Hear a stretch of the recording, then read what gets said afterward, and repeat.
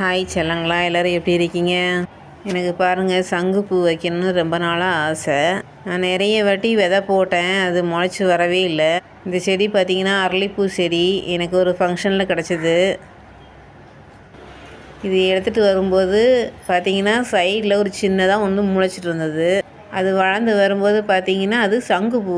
எனக்கு சந்தோஷமாக இருந்தது. இப்போ பாருங்கள், நல்லா முளைச்சி கொடி விட்டு அழகாக பூக்க வர ஆரம்பிச்சிருச்சு.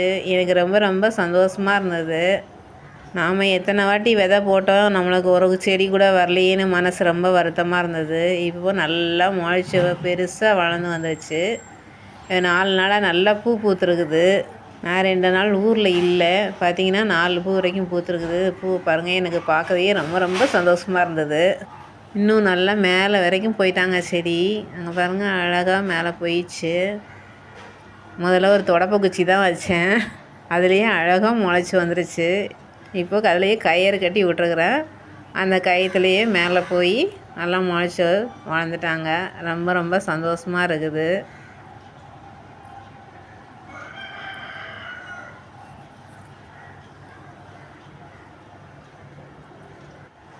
இது துளசி செடி கூட எனக்கு நிறைய வாட்டி பட்டு போயிடுச்சு. இந்த வாட்டி இது தன்னாலேயே முளைச்சி வந்தது. எங்கள் வீட்டு பெருமாளுக்காகவே முளைச்சி வந்துருக்குது. இவங்க என்னென்னா ஸ்ட்ரைட்டாக போய்கிட்டே இருந்தாங்க.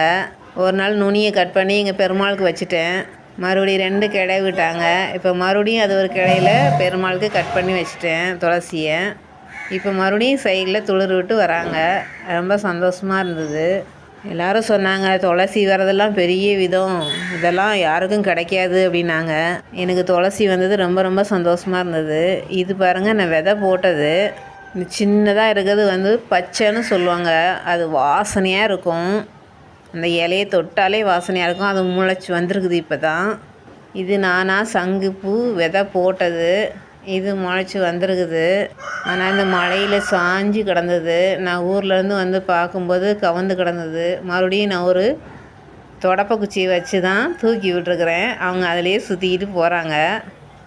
ரொம்ப சந்தோஷமாக இருக்குது. இது பாருங்கள், ஒரு மிளகா விதை போட்டேன், அது முளைச்சி வந்திருக்குது.